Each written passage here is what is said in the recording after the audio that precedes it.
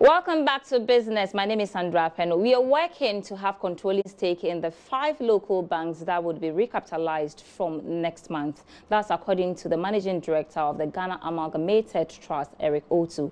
George Yafe has more in this report.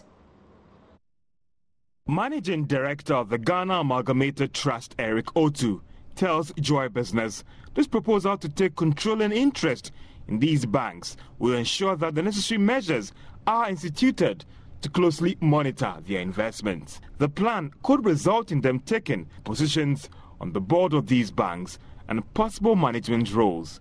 Accounting firm PricewaterhouseCoopers are currently reviewing the books of these 5 banks, that is ADB, UMB, Prudential, Sahel and Omni Bank, as well as NIB, to guide the placement of the 2 billion Ghana cedis that will be raised possibly from next week. However, this plan, according to the trust, would depend on the exact amount that each bank will be getting.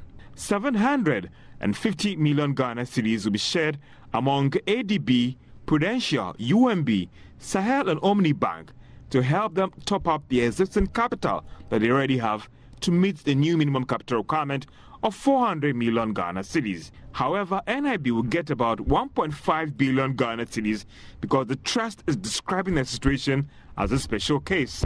The Ghana Amalgamated Trust believes this strategy will ensure that there is value for every person invested. For the fund managers and firms that will invest in the 5-year corporate bond, they are assured of 21% interest every 12 months spread over 5 years.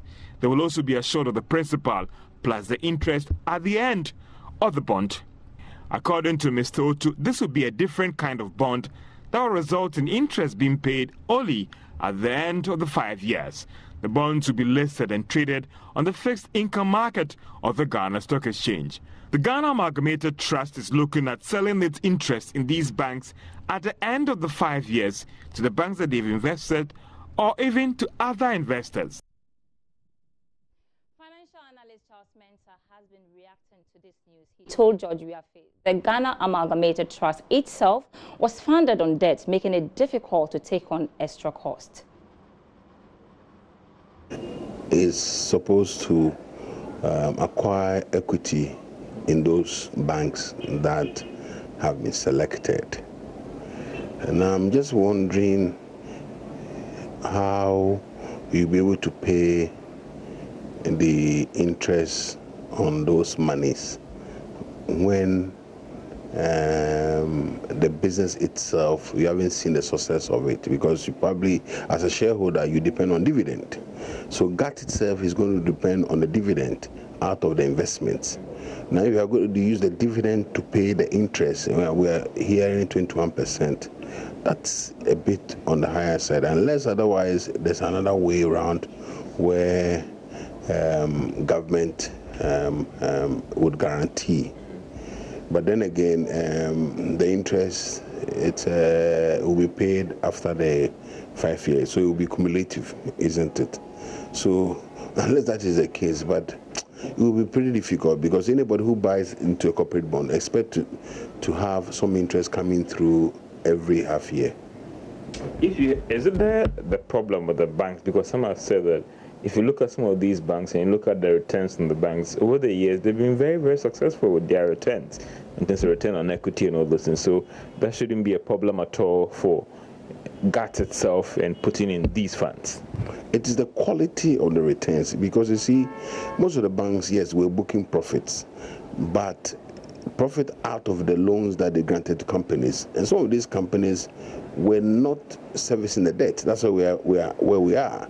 So the quality of the profits in itself was in doubt, because if the profit was sustainable and the quality of it was good, which means that at the time of repayment of the loans, it will be easier, quicker, and faster to get those loans coming through.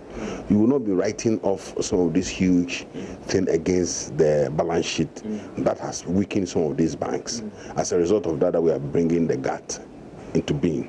My biggest worry is that GAT itself is going to be funded based on debt, and the application of that debt is going for equity. So I'm wondering why you raise a debt to go for equity, which is also a long term. Maybe we should encourage rather, not GAT per se, but amend the act. But it will be too late. Amend the Pension Act for the second tier to allow them to participate directly into the company, because they are allowed to acquire equity. So once they go into the equity, it's different case altogether.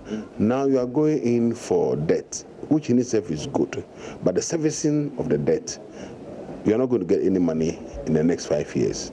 That money will be accrued and given to you at the end of the 5-year period. That I haven't seen the prospectus, but we have to see the prospectus and see how it pans out. 2 billion cedis, 25% annualized returns, and 21%, sorry, annualized returns and all the rest. For you, you think that they will struggle raising the money, or as long as government is on board as a guarantor, that wouldn't be a problem at all? They can raise the money because the coupon rate is quite good. 21% is quite good. They raise the money, but I'm looking at a situation where the returns is good, but the repayment, you see, when you buy treasury bills and any other bond, you know that even if it's a 1 year or 5 year, there's some that you get some interest coming through to you every quarter or every half year. Charles Mensah there speaking to George Yafe. To the commodity market, now crude oil traded at $60.81 a barrel after going down by 33 cents. Precious metal gold lost 93 cents to open the market with $1,282 an ounce.